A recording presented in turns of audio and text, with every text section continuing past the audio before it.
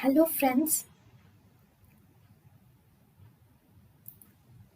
Welcome to Creative Medicine.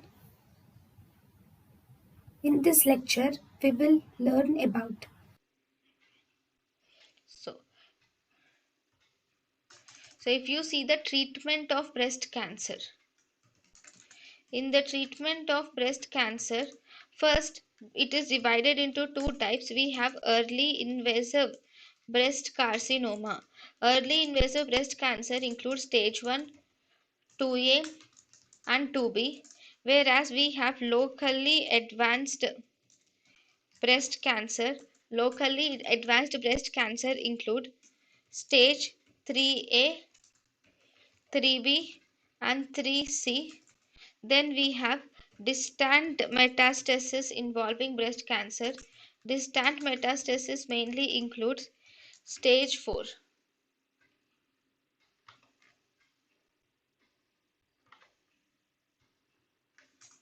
Okay, anyways, stage 3A, 3B, and 3C. Okay, first we see early invasive breast carcinoma. In early invasive breast carcinoma,